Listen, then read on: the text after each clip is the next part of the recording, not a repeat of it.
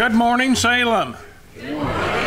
And welcome to all friends and guests and family and members and everybody that's here with us in the sanctuary and the overflow parking lot. Anybody in the parking lot? If they are. If they are, they're not on, huh? Okay.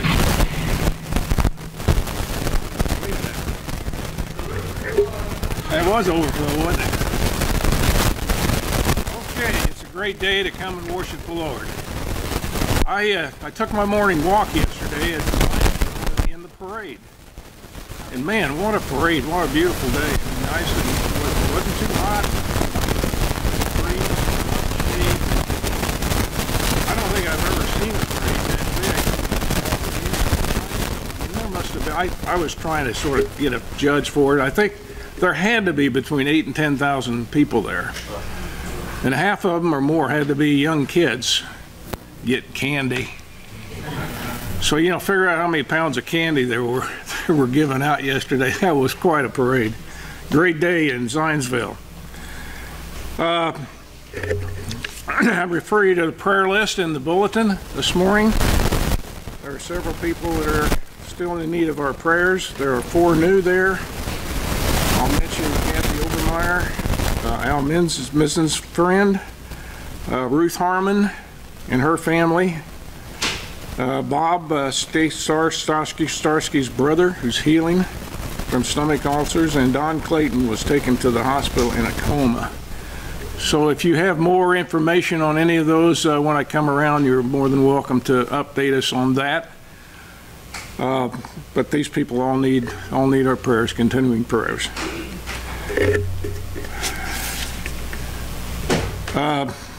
Calendar for the week and events. What's today? Grandparents' Day? Grandparents' Day. You know, when I mentioned Grandparents' Day and then Ruth Harmon, they sort of fit together because if you remember, and I don't know whether I've got the numbers right. I'm not going to even talk about the numbers, but you know, Ruth and Rush would sit back here, and on Grandparents' Day, and somebody would ask, how many grandchildren have you got? Ruth would just raise her hand and it would just stay there. We just stay there, and I don't know, it was in the teens, wasn't it? Maybe more. A tremendous number of grandparents, or grandchildren. So, you know, when they have the service here at the end of the month, I'm sure we're going to see some of those grandkids here also. The other significant day this week is Thursday. What is Thursday?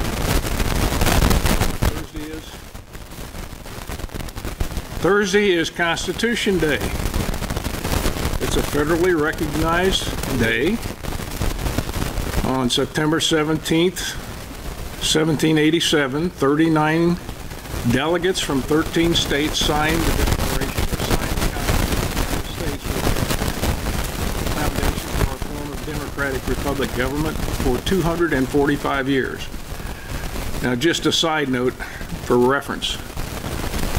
The average length of a constitution existing in any country around the world is 17 years. So, you know, our founding fathers must have been doing something right, and we've all reaped the benefit from it. So we celebrate those 2 things. In terms of current events, coming events, again referring to your bulletin. Tuesday, there's a trustee meeting at 6:30. Thursday, we have choir practice at 6 p.m. So with Luke and Clarissa gone, he sort of took us at our word last week. He couldn't leave until he found a replacement, and he found a replacement who's listed in your bulletin. Nolan Winters will be here. I'm not sure. Thursday, will he be here Thursday? Thursday, and you're going to be seeing Nolan with the choir. We need the help, right?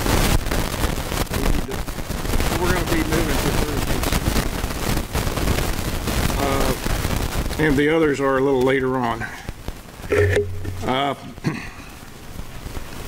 So I'm going to come down and see what you've got to add. Oh, no, you're going down. Ask for prayers for my business partner. He and his wife were called to the hospital this morning. His oldest daughter is going to have their first baby and grandbaby. C-section this morning, it sounds like. So she was due a week or so ago. No, oh, okay, but they had her scheduled to go in tonight at 6 o'clock, but Abram had a different plan. So prayers for them getting through the day. How's Paula? Paula's doing really good. She had knee surgery on Thursday, and she came back to the house. We brought her home on Friday, so she's home. Everything seems to be going well. She's in pain, obviously, but she's doing her exercises like she's supposed to do, and I think we get her to therapy on Monday, and so she's doing well. I mean, it's amazing that they can go in and replace one knee or both knees, and you're up and walking around. I mean, they had her walking within hours after the surgery in her room. So it's pretty impressive, and she's doing good. And she's listening to everything the doctor said and nothing that I say, so everything's good. So I had an idea she must have been doing all right because I got the bulletin over the computer last night, and I felt like Bob probably didn't type it up, but Paula's name was missing from the prayer list, so that's a good sign. She was doing fine. So, anybody out here, back here, on this side? I'm gonna catch you. For those who don't know me, my name is Lexi. I'm in Zionsville Community High School's all-female show choir. We performed yesterday at Fall Festival in the entertainment tent. Our first concert of the season is September 28th at 7 o'clock in the PAC, or Starbank Performing Center, or whatever they call it now. But I would love for anybody interested to come. Our group this year is very, very strong, and so our competition season is looking very good. I also have a request for prayers. I'm competing in a pageant next weekend in Terre Haute called Miss Southern Heartland. I haven't done anything like this since I was little, and it's very scary. So just prayers for confidence and, you know, to help with anxiety would be very grateful. So thank you. Okay.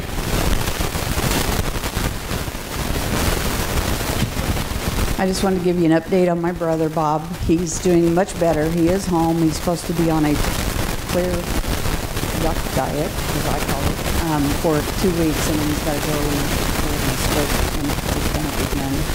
But right now he's doing pretty good at home. But we need prayers for Haven and Kelly, because Kelly's grandmother passed away on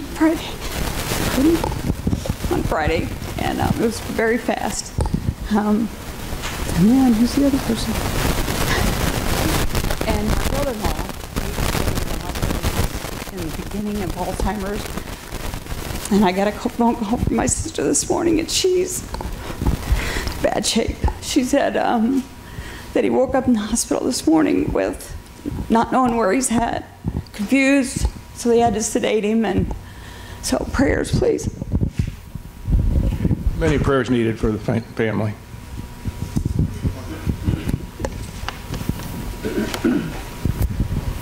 I just want to take a moment to thank John, who led us in the the Constitution Alive sessions here at Salem. They were really informative. I thought I knew a lot about the Constitution because I like history and I always like studying things, but I was wrong. You know, you've heard the saying that you don't know what you don't know. Well, I didn't know what I didn't know when we went through that session.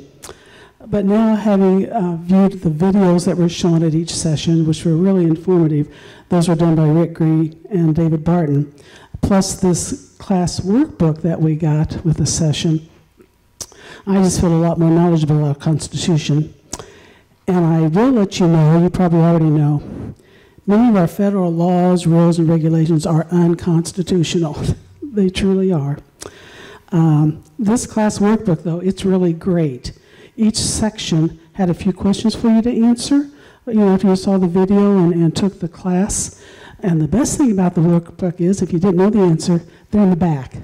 So you've got a really good book here. Also, if you would have kids or young people in your family, especially if they're in school studying civics or government, I suggest you have them look through this book. They'll get an A in class, I'm sure. Besides the founding fathers, whose names we readily recognize, you'll also learn about a lot of other people that dealt with the Declaration of Independence and the Constitution. Two that came to my mind were William Blackstone and Benjamin Rush.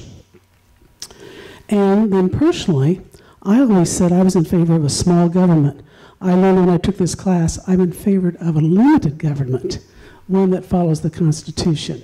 So that was something personally that I learned. So if you ever have a chance to take this class or a refresher course or whatever, please do. It was wonderful. And thanks again, John, for taking your time to lead us in that. Thank you. Mary? Yes. Okay, here's a couple of updates. My sister and her husband, as of Friday, they were supposedly supposed to go, their 10 days was up.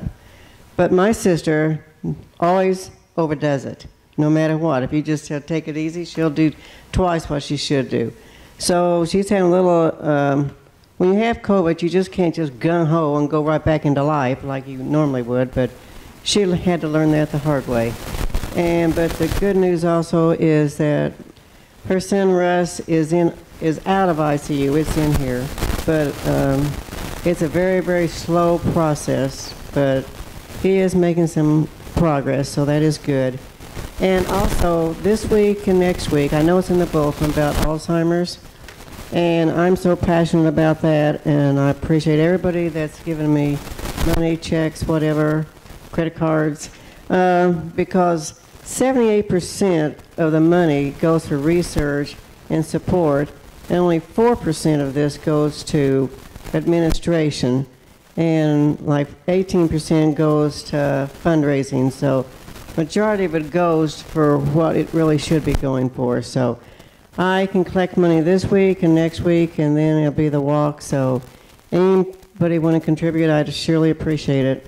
And I appreciate all the support everybody's given me. Oh, one other thing. This is not good news either. I want to have more good news. I'm tired of doing that. Carrie Hammerin, her sister, and her brother-in-law are both at St. Vincent in ICU. They both have COVID, and they have it very bad, and they've been there for over a week. So they need your prayers, because his sister had to come up and watch the two girls. So they're in need of prayers, and so far, I don't know when they're going to get out, but they've been in there for over a week and a half. So prayers for them. It's Kim and Bob.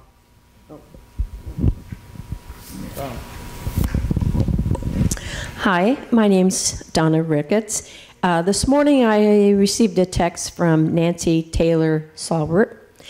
She said, I was hoping to come to church this morning, but the caregiver did not show. If anyone knows anyone who would like to care for Mother, give them my name and number. She can't walk anymore and is incontinent. So it's a challenge. The good news is she's so sweet and gracious. And she said that she loves you and miss you. I had asked permission if she would allow me to announce this, because we never know who somebody else might know. So prayers for her mother and their family. And if you need the phone number, see me. Okay, okay. Anyone else over here?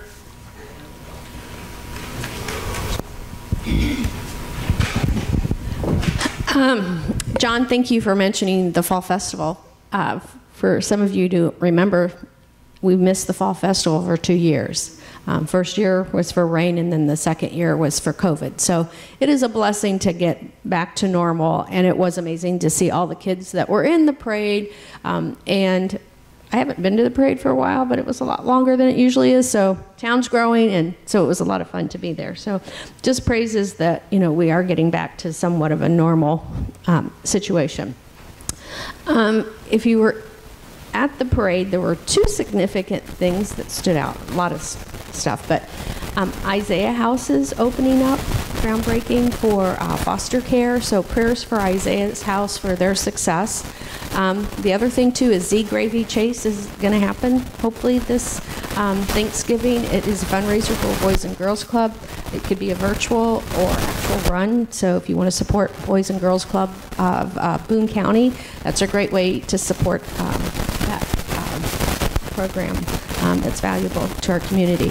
And also, a friend of mine's daughter passed away during childbirth. She had an emergency C-section, and she passed away because of hemorrhaging. The baby, it was in NICU. I don't know if it still is because of water on the brain and having seizures. And it's Katie Kelly. Her son, Josh, was a football player, so you may know more of Josh than Katie, but she's my daughter's age, 36 years old. So just sad for the whole family. So prayers for the Kelly family in the passing of their daughter, and prayers for the baby. Okay. Anyone else? Whoop. Down there.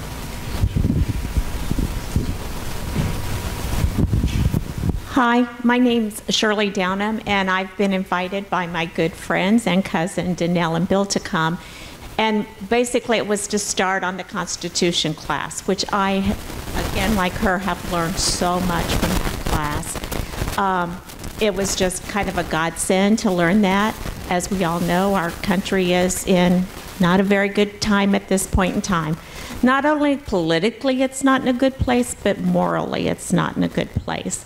So this class taught me so much. It gave me so many tools to become more active in our local civic thing. I've started contacting my legislatures. I've started doing some very active things like that, which I think we all need to start doing, or we're going to lose our country.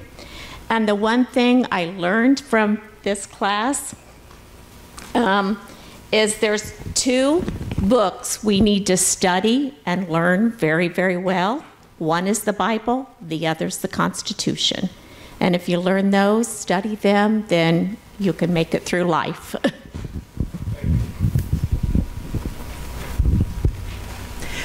We are now empty nesters, as you guys know, so we are cleaning out like we're old folks and going to the retirement center.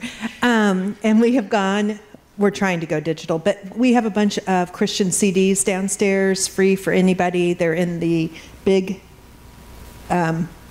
classroom, and they're free to whoever wants them, so please help yourself. And I'm not old, of course, but I'm Bill Butler, and I also wanted to thank John for teaching the Constitutional Live course this year. I just made some notes. The study covered the Declaration of Independence, the Constitution, the founders of the Constitution, and their intent for our republic.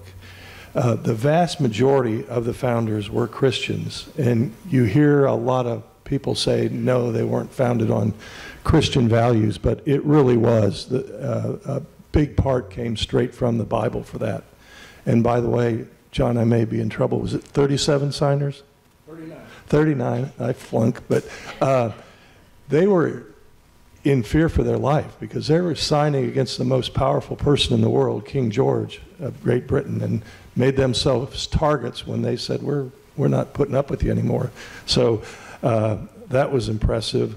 Martha and Shirley did a better job than I, but one thing I pulled out was there are over 9 million people employed by the federal government right now, which that was not the original intent.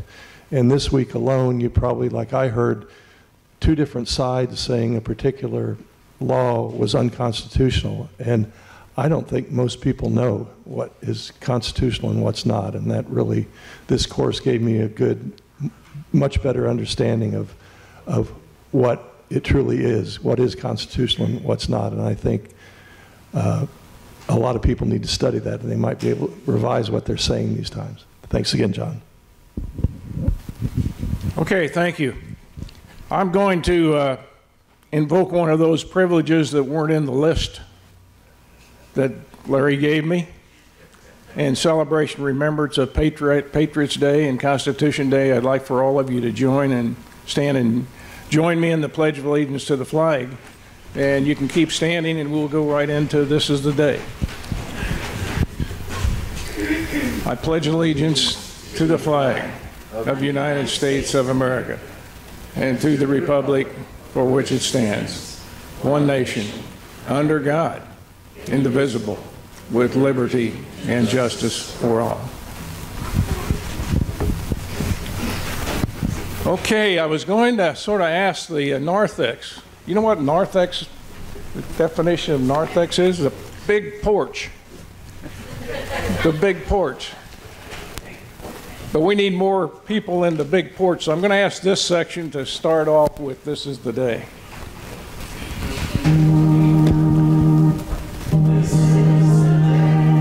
This is the day that the Lord hath made. Let us rejoice and be glad in it. This is the day that the Lord hath made. Let us rejoice and be glad in it. This is the day. This is the day that the Lord hath made.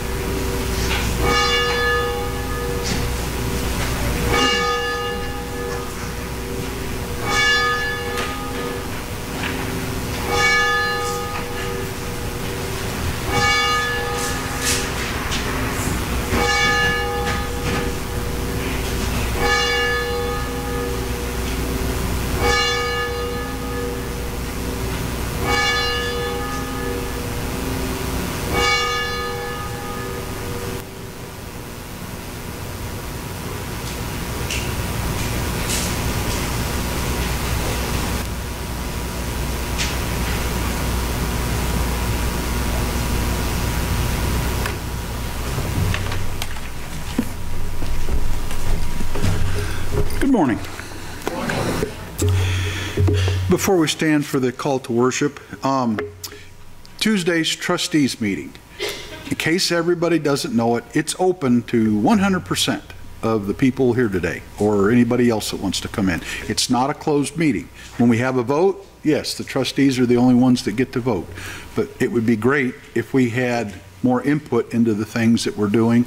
The same way for the following week, the administrative board meeting. It's an open meeting. It's open to everybody. And don't wait to be invited, whether it be to come to one of these meetings or if there's something in the church that you want to do, that you think there's a need to be done. Don't wait for somebody to ask. You don't even have to really have permission here. Jump in and do it. If you want to start a Bible study, if you want to start a volunteer group, work on it, get it going. I know Perry's not going to tell you no. I mean, if there's a Bible study that you want to do, coordinate it with Perry and get it going. That's what John did with this Constitutional Live. But it's 100% activity in this church is great. And if we could get everybody, Tina, how many robes are there for the choir back here in the kitchen? Let's call it 30. We have 30. It would be great if we filled all 30 robes. I wore one when I was in the choir, and I definitely didn't deserve it. Not with my voice, but it is fun. And if anybody at all has any desire to come to choir it's Thursday night, just show up and be part of the group. I mean, whether you think you can sing or not, if you mix in with 20 other people, we all sound better. So please come. Please be a part of it. That is something of great advantage in this church. We're small. We have room for everybody to do something. And you don't necessarily have to get permission beforehand. So, okay, at least that's my opinion. Okay, all right. Would everyone please stand and join me in the call to worship? Our responsive reading is on page 750 and 51. It's 1 through 4. And as we do it, I'm trying to get organized here, the response, we will do the top one, and to go with that choir poke that I just did, I'm going to be leading instead of Luke, so I apologize for all that comes out of my mouth. So, okay. All right, Tina's going to play it through once.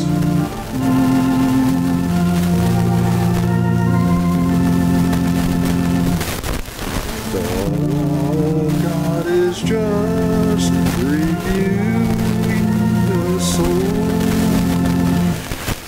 The heavens are telling the glory of God, and the firmament proclaims God's handiwork.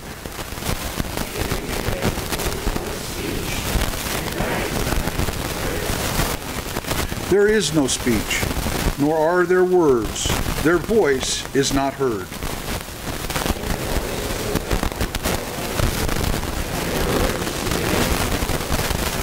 In them God has set a tent for the sun, which comes forth like a bridegroom leaving his chamber, and runs its course with joy like a strong man.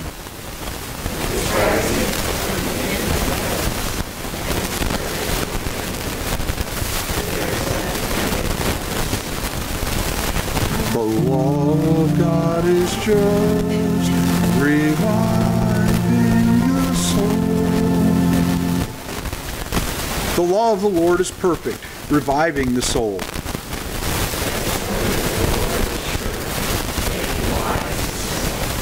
The precepts of the Lord are right, rejoicing the heart.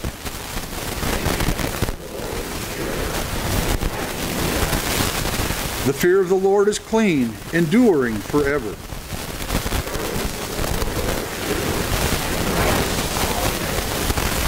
More to be desired are they than gold, even much fine gold.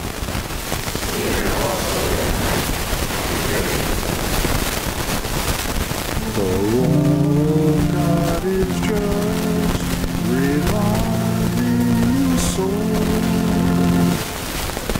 Moreover, by them is your servant warned. In keeping them there is great reward.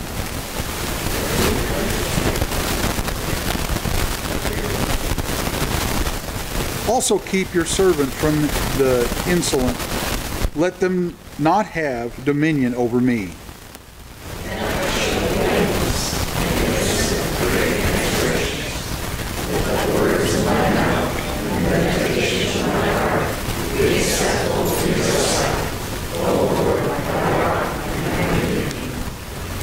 The law of God is just, reviving the soul.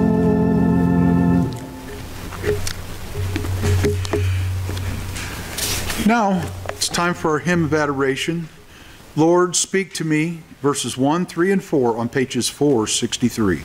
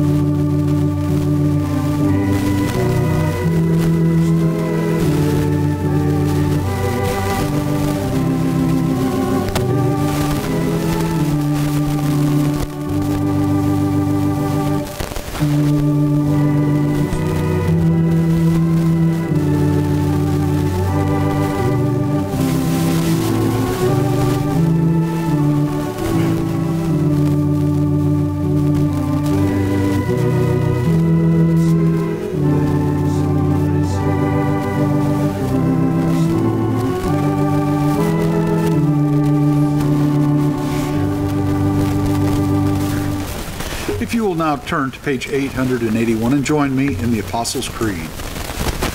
I believe in God, the Father Almighty, maker of heaven and earth, and in Jesus Christ, his only Son, our Lord, who was conceived by the Holy Spirit, born of the Virgin Mary, suffered under Pontius Pilate, was crucified, dead, and buried. The third day he rose from the dead. He ascended into heaven and sitteth at the right hand of God the Father Almighty. From thence he shall come to judge the quick and the dead.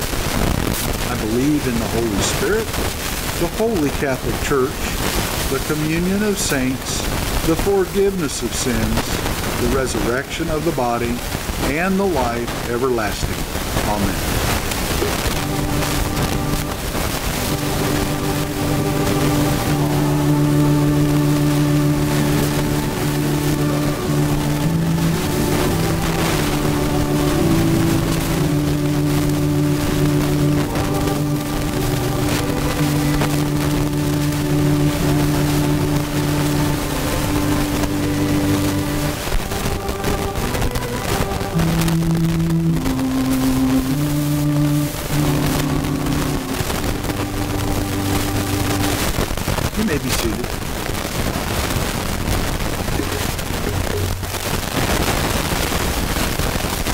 Sidetrack just a second before we start into the scripture reading.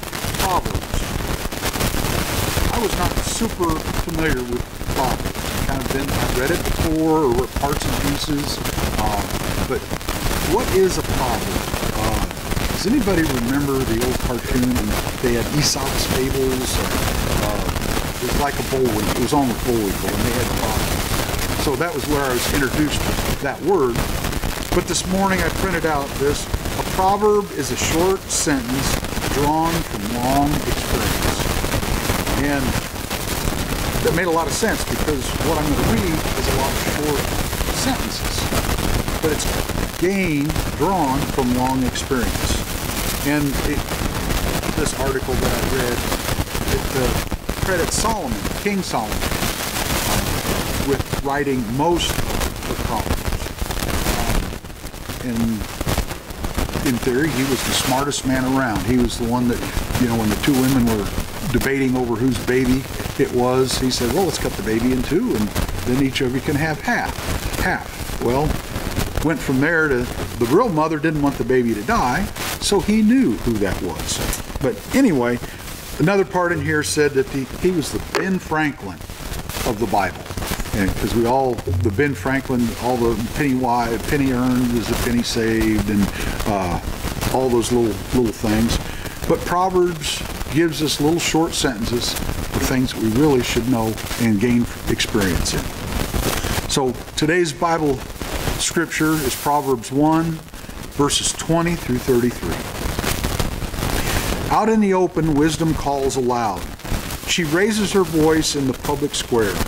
On top of the wall, she cries out. At the city gate, she makes her speech. How long will you who are simple love your simple ways? And down at a footnote, it says simple means uneducated in this sentence. So how long will you who are simple love your simple ways? How long will mockers delight in mockery and fools hate knowledge? Repent at my rebuke.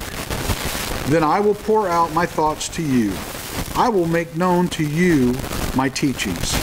But since you refuse to listen when I call, and no one pays attention when I stretch out my hand, since you disregard all my advice and do not accept my rebuke, I in turn will laugh when disaster strikes you. I will mock when calamity overtakes you.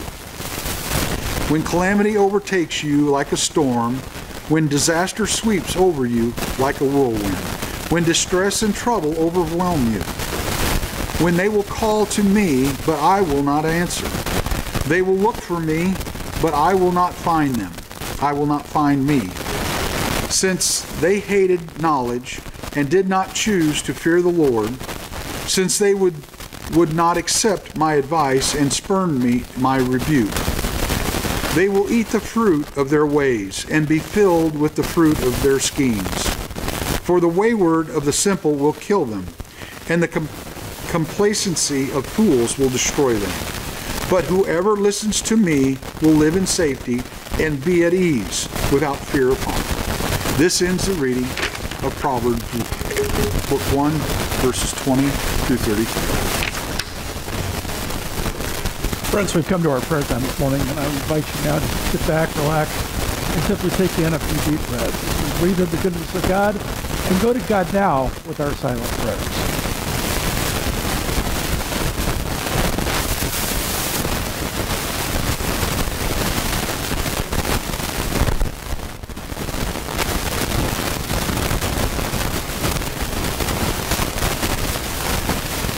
Good morning, God.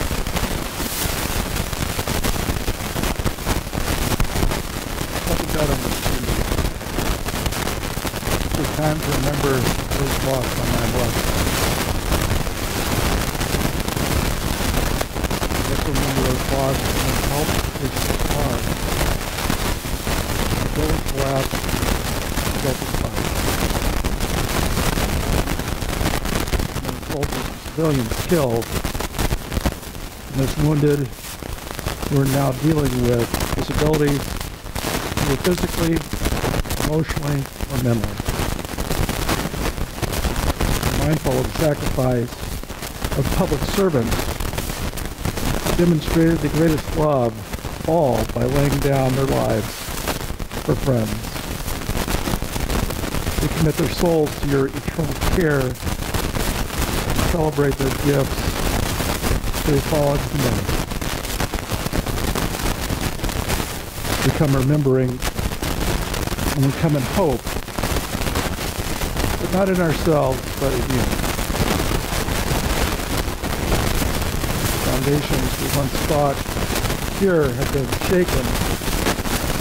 We're reminded of the illusion of security.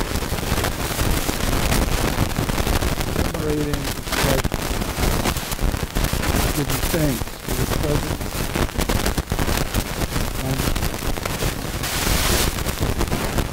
Seek to worship you in spirit and truth. God, this morning you've heard our prayers, both spoken and aloud. You know each of the situations that are in need.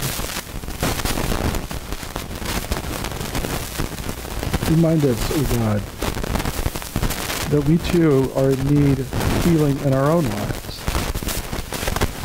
And God, help us to remember the greatest gift of all time, which is the gift of your Son, Jesus. And it's the same Jesus who taught us to pray this Lord's Prayer by praying, Our Father, who art in heaven, hallowed be thy name.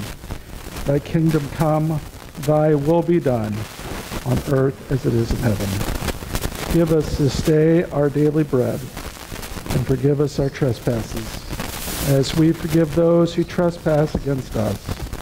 And lead us not in temptation, but deliver us from evil. For thine is the kingdom, and the power, and the glory forever. Amen. Friends, we've come to our time of offering of ourselves and our gifts to God. So if the ushers would come forward and wait on us this morning for the giving of our tithes and offerings.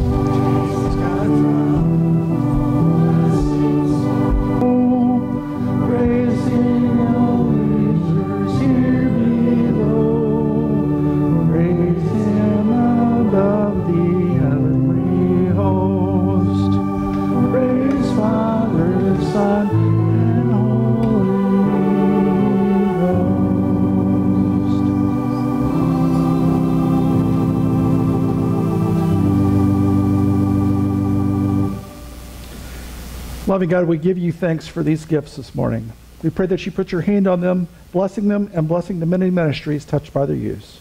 We pray this all in Jesus' name. Amen.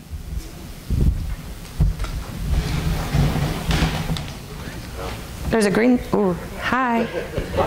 Good morning. Today we're going to do a little bit of observance of Grandparents' Day. And if I could have Lauren and Andrew and Ruth and Haven, would you help me hand out a card? Okay. So this is going to require a little class participation. The church likes to recognize different grandparents on Grandparents' Day. So let's have a show of hands of who thinks they may have traveled the furthest to get here today. That is a grandparent. All right. How many miles-ish? 60. 60. Ooh. Any more than 60? All right. Well, thank you for joining us today and making that trek. How many grandchildren do you guys have? 8. 8 grandchildren. Wow. What a blessing. All right. How about, you'll have to bear with me. This isn't my normal, I don't know if I've done the questions before. So there was a long list of choices. How about who has the most grandchildren with them today? Oh, how many do you have? 2 grandchildren. Thank you so much for bringing them today. Would you like to give that to Grandma? How many grandchildren do you have altogether? The 2? Awesome. 100% attendance. Yeah. Nice. Let's see. How far down the great list can we go? So we've got grandchildren, great-grandchildren, anybody? Oh, we've got some hands. Does anybody have great-great-grandchildren? No? All right. How many great-grandchildren? 3? 3 it is. Oh, no, I didn't see hands. I couldn't see you, I'm sorry. 7 great-grandchildren? All right. Andrew, can you take this in the back to Mary? She's in the very back. I can. Maybe Lauren would go with you if you want. Thank you. Okay. Let's go for a grand total. All the grandkids, great-grandkids. I know we had 7 greats. Do we have 10 or more altogether? Altogether. Oh, we got some math going on. 14. Does anybody have more than 14 grandchildren and great-grandchildren? No? Okay. How about, so in the, okay. All right, thank you very much. Youngest grandchild. Does anybody have someone under 1 year old? I got one hand. Oh, another hand. Yeah. Under 6 months. Oh, not quite born yet. All right. So Margaret has a grandchild that is how old now? 5 months. How old is yours? 9. Awesome. Babies are super fun. Could you give Margaret her card for having the youngest grandchild? All right. You have 2? Wow. Oh, is he here? Yes, he is. Yay! How about I'm going to ask you guys to help me too, so start thinking. Can you tell me your favorite thing to do with one of your grandparents?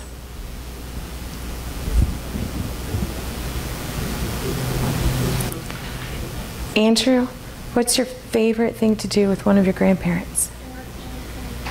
Play games. Is that so fun? And making cookies. Haven. Going camping. Driving a snowmobile.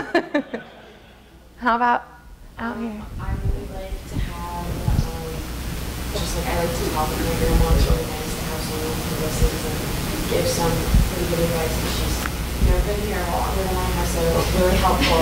Yeah. To have a little bit of a more wise opinion on things, and it's a little tradition that every time I get to see her go out to dinner, so I really. You just love your great conversation and time with your grandma.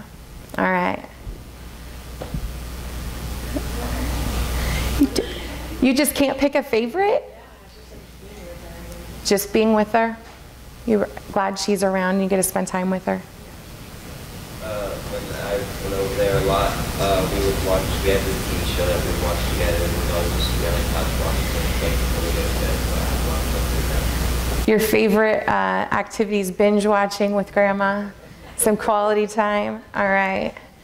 So we appreciate each one of our grandparents, and I'm sure we all have special memories. And the older we get, I think we can appreciate their wisdom and their patience more and more. So thank you to all the grandparents. Okay. Does anyone else want to join us for children's time? No? All right. I'm going to need a volunteer. I'm going to have 2 volunteers today. You're not brushing your teeth? You already got that checked off for today? Okay. You'll help? You did? Awesome. High five. Nice work. All right. So what is this? Toothpaste. Handy dandy tube of toothpaste.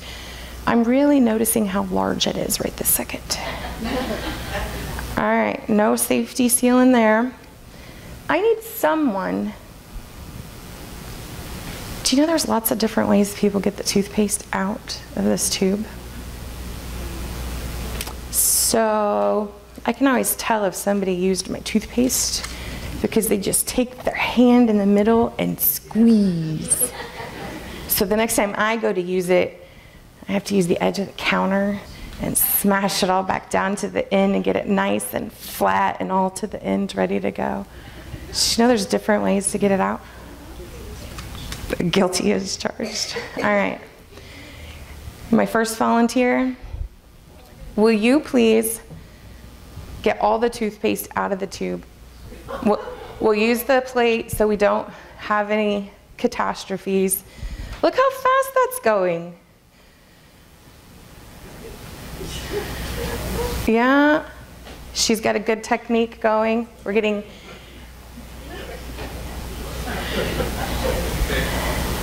All right. I think we have gotten really close to emptying the tube of toothpaste. I should have set a timer. That was incredibly fast. We've even got some teamwork. This is awesome.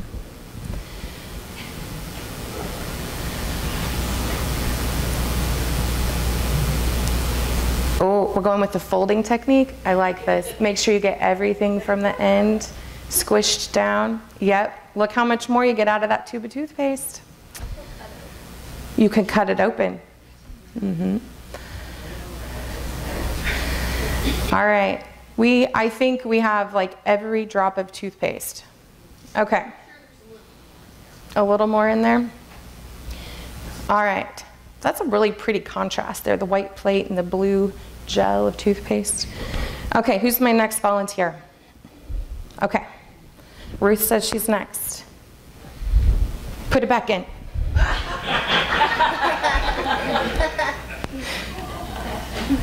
just put it in there. Do you think it's going to be very easy? I think I think this could be very challenging. It's not even like lotion where you can squeeze the air out and, yeah, no. That's just not going to be easy. Okay, let's just leave it there. Thank you. All right. So we have established that it is easy to get all of the toothpaste out. And even you can do it fairly quickly. But then when you go to try to put it back in, not quite so easy. Right? You could make use of it, but the getting it back to the original state, that's not the easy part, right? What if the tube was like our mouth and the toothpaste was like our words that come out of our mouth? Does that make any sense to you? My mouth is where my words, my thoughts come down. They come out of my mouth like words to communicate to people. So what if I said something and I was a little angry when I said it? Or I didn't really realize what I was saying might hurt someone's feelings. I hadn't thought about those words enough to know what they might mean to someone. Sometimes we say things we're kind of sorry for. We wish we hadn't said them, right? Yeah, it's really unfortunate when that happens. But it's like the toothpaste. We can't get it back in the tube very easily, right? Sometimes, I mean, we could try some things, and with some work we might get a little back in there, but it'd always be pretty obvious that it already came out of, the words already came out. You can't ever undo it all the way with more words or whatever. We can try. We can say we're sorry. We can ask, excuse me, we can say we're sorry. We can ask for forgiveness from the person. We can talk to God and ask for forgiveness. But we can't put the toothpaste back in the tube. So how do we,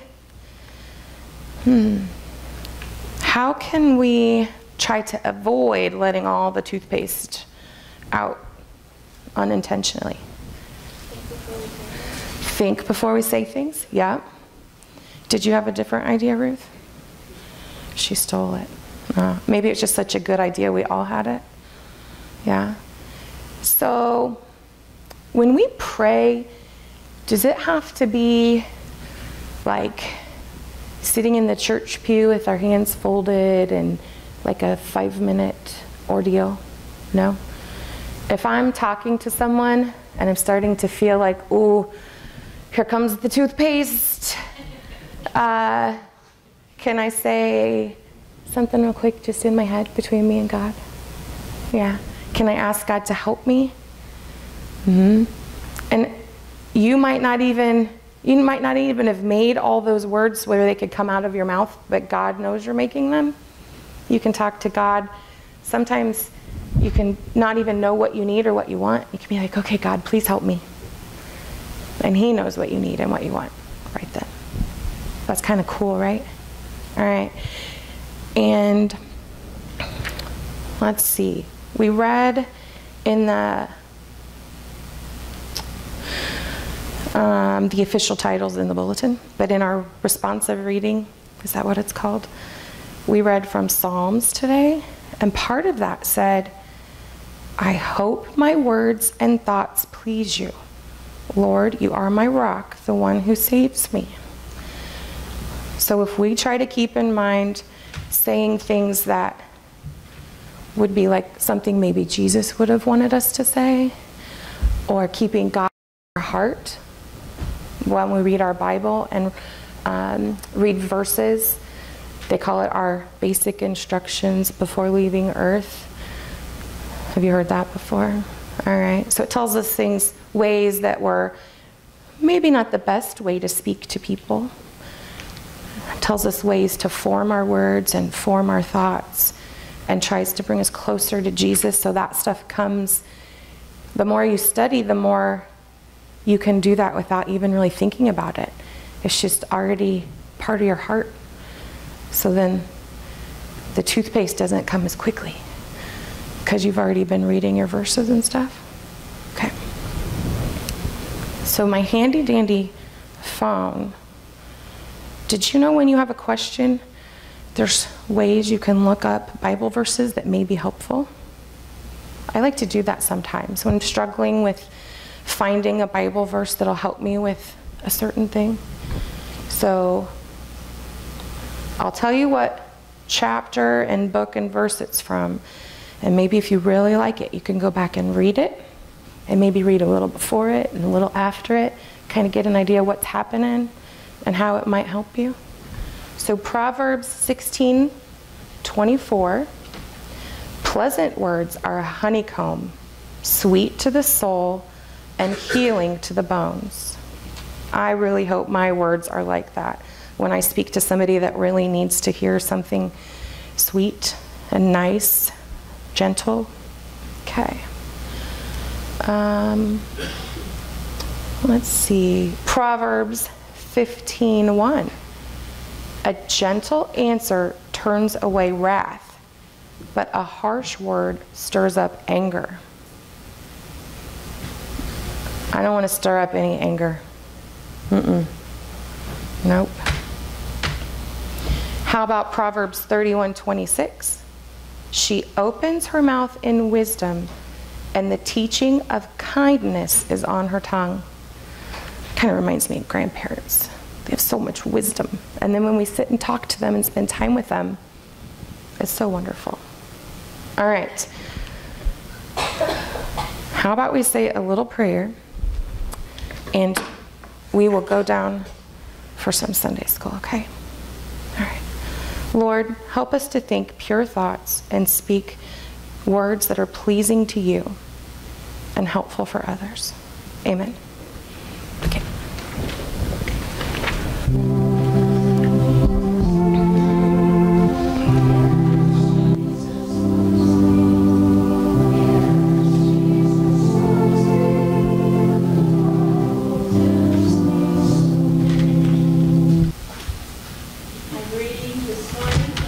International Version, and our text is James 3:1-12. It's called Taming the Tongue. Not many of you should become teachers, my fellow believers, because you know that we who teach will be judged more strictly. We all stumble in many ways. Anyone who is never at fault in what they say is perfect, able to keep their whole body in check. When we put bits into the mouths of horses to make them obey us, we can turn the whole animal. Or take ships as an example. Although they are so large and are driven by strong winds, they are steered by a very small rudder wherever the pilot wants to go. Likewise, the tongue is a small part of the body, but it makes great boasts. Consider what a great forest is set on fire by a small spark. The tongue also is a fire, a world of evil among the parts of the body. It corrupts the whole body, sets the whole course of one's life on fire, and is itself set on fire by hell. All kinds of animals, birds, reptiles, and sea creatures are being tamed and have been tamed by mankind. But no human being can tame the tongue. It is a restless evil full of deadly poison. With the tongue we praise our Lord and Father, and with it we curse human beings, who have been made in God's likeness. Out of the same mouth come praise and cursing. My brothers and sisters, this should not be. Can both fresh water and salt water flow from the same spring? My brothers and sisters, can a fig tree bear olives, or a grapevine bear figs? Neither can a salt spring produce fresh water. Thus is the reading of the word. This morning I have 10 fun facts about your tongue and taste buds according to Google. The average tongue is about 3 inches long. Your tongue has between 2,000 and 4,000 taste buds. You can't see your taste buds. You have taste buds in other places besides your tongue. You don't sense different tastes in different areas of the tongue. The tongue is not the strongest muscle in your body. Taste buds are designed to keep us alive. Your tongue can get fat. Your tongue print is as unique as your fingerprint. I thought that was interesting. Your tongue can say a lot about your health. When I was looking for illustrations this week, I thought back to The Wizard of Oz. And we're with Dorothy when she encounters the Scarecrow for the very first time. She's at the crossroads, and she can either go left or right, and the Scarecrow begins to talk to her. He says, you can either go this way, or you can go this way, or you can go this way. And then she's amazed, and she asks him, how can he talk, or how can you talk when your brain is made of straw? And the Scarecrow replies that many people talk a great deal who haven't got a brain at all. You might remember growing up hearing the old adage, sticks and stones may break your bones, but names will never hurt me. The problem is that's really not true. The emotional and sometimes spiritual damage that is created by words can cause real damage that's harder to heal than any broken arm. The tongue can be a double-edged sword. Arguments and wars have been started by words of misunderstanding. In our text this week, we read about being held responsible for what we teach and the words that we say. We are taught that true wisdom has many characteristics of greatness. James also warns all of us, including himself, that we who teach will be held to a higher standard. Now that just doesn't really seem fair now, does it? There are many people out in the world who are good at teaching, but they don't walk the walk as they teach. These people have missed totally the point Jesus is teaching. We've all been created in God's likeness, but we have all been born into sin. We can't ever overcome our sin in our lives. Yes, we can tame it occasionally and resist, but we can't totally beat it without Jesus. And then many still stumble in their everyday lives.